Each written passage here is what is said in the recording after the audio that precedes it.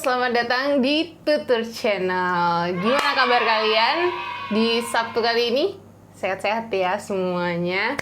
Nah, karena beberapa hari yang lalu adalah Hari Sumpah Pemuda. Nah, kali ini Tutur Channel ini bersama Ayah bakal ngebahas nih pemuda itu zaman now dan pemuda yang zaman now itu harusnya itu seperti apa sih gitu biar nggak menjadi pemuda yang ecek-ecek dompet ya kan. Nah, kita langsung aja kalau dari Ayah sebagai orang tua nih, kan Ayah tuh juga sebagai guru ya kan, selalu melihat perkembangan zaman sekarang itu tuh modelnya tuh kayak gini nih, generasi ini tuh cara menyikapinya harus seperti ini nih. Nah, itu feedbacknya dari kita itu tuh apa sih yang seharusnya dilakukan itu? Kaitannya dengan pemuda ya. Pemuda itu menurut ayahnya itu adalah manusia-manusia yang harusnya adalah manusia pembelajar. Belajar untuk apa? Belajar untuk mengembangkan dirinya. Belajar untuk mengembangkan potensi terbaiknya. Di samping itu, orang muda itu juga harus memahami atau juga ikut terlibat di dalam hal-hal yang berkaitan dengan perkembangan kehidupan, baik itu kehidupan di dalam yang skup kecil maupun kehidupan yang kaitannya dengan misalnya negara. Ada demo-demo yang seperti itu. Iya. Cuman demo-demo yang terjadi itu harusnya kalau orang-orang muda, orang-orang mahasiswa disebut sebagai orang-orang intelek kan begitu kan? Kalau orang muda yang mahasiswa itu disebut orang-orang intelek. Itu harusnya juga mengembangkan nilai-nilai, mengembangkan kapasitas berpikir yang terbuka. Jadi orang muda itu harus terbuka, ya, sehingga dia bisa merdeka. Gitu loh. Orang muda yang merdeka. Orang muda yang merdeka dalam pengertian apa? Orang merdeka belajar kan terkenal sekarang itu bahasa merdeka belajar. Merdeka belajar untuk apa? Mengembangkan dirinya. Jadi tidak terlalu mempercayai satu hal, tapi menafikan atau menghilangkan hal yang lain. Ya, kita mempercayai sesuatu itu, ya, satu hal. Contohnya satu ide atau satu ideologi, ya, yang dipahami. Itu ketika itu hanya dipahami secara terbatas, itu bisa bermasalah. Maka dia harus mengembangkan wawasannya, jangan terkotak-kotak. Itu orang muda. Jadi orang muda itu harus berani mempelajari banyak hal, ya, dan kritis terhadap banyak hal. Tetapi ada value-nya, ada nilainya. Ya, itu yang harus dikembangkan oleh orang muda. Apalagi orang muda zaman sekarang, zaman now kalau orang bilang kan, zaman milenial, zaman teknologi, yang jangan sampai tidak belajar.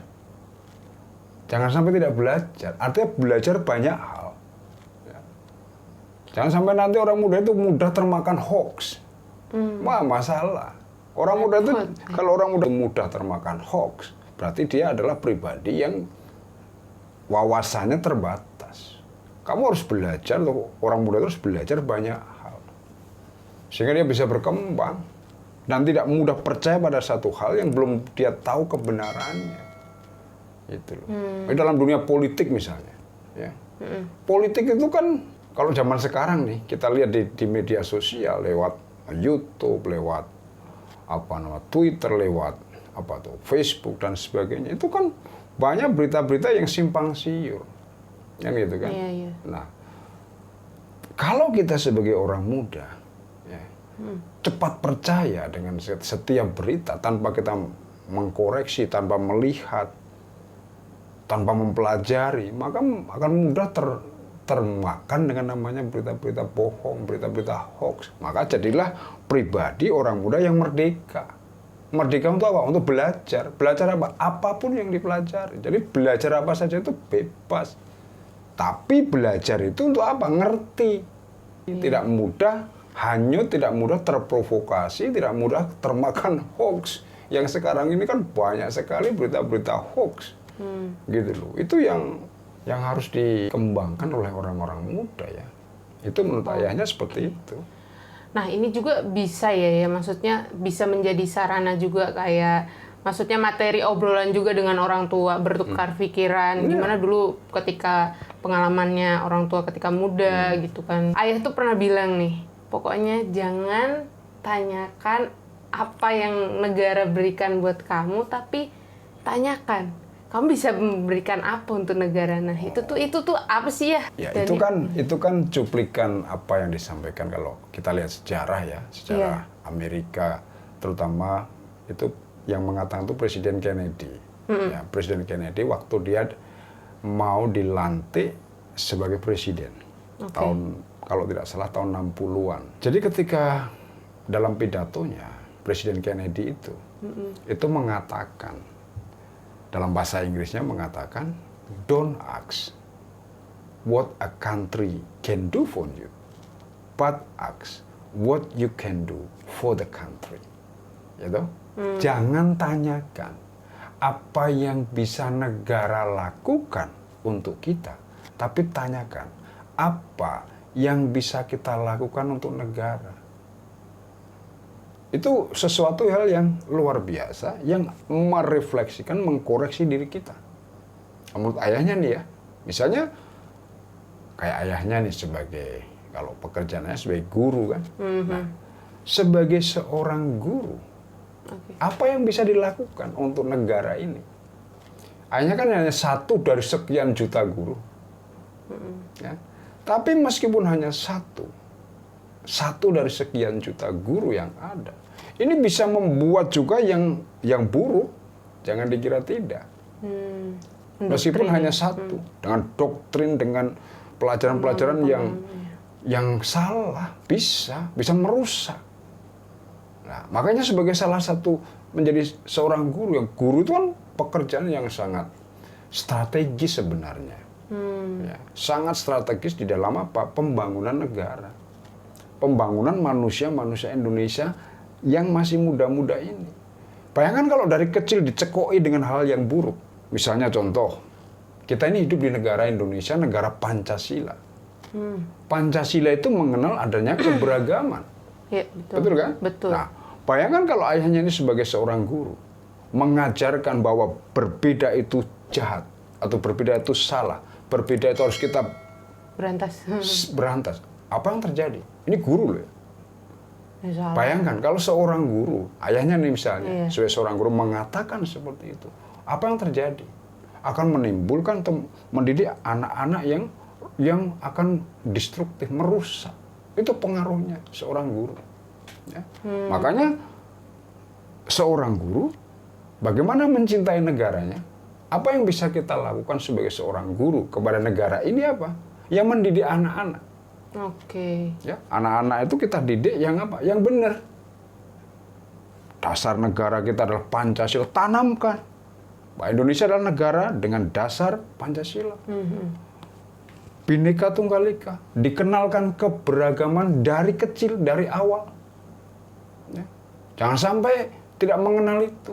Hidup di negara Indonesia, negara Pancasila harus mengenal yang namanya Bhinneka Tunggal Ika. Keberagaman, perbedaan, berbeda itu indah. Jangan berbeda itu harus dihilangkan atau disingkirkan atau dibenci. Nah itu kalau salah menanamkan itu.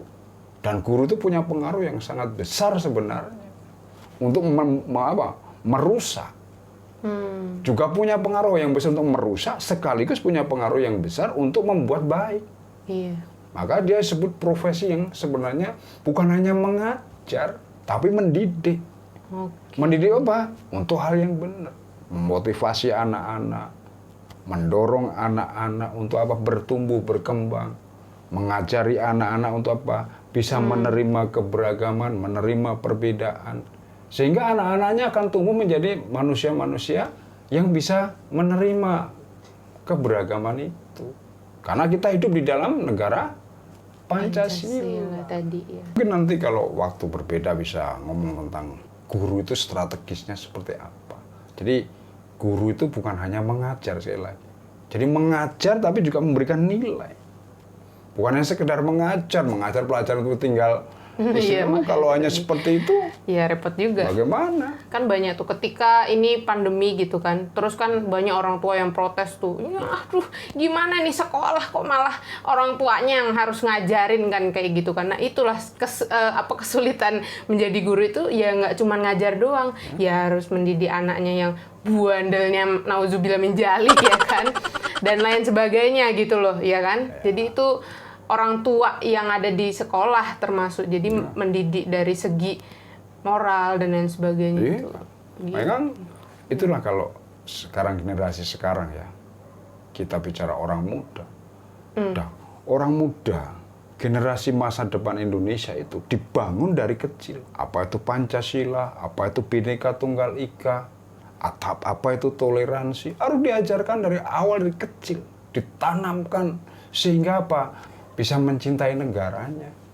Itu penting sekali. Jadi pendidikan dasar itu menanamkan nilai itu dari kecil. Maka ayah kemarin bilang, ya, pendidikan yang salah juga dimulai dari kecil.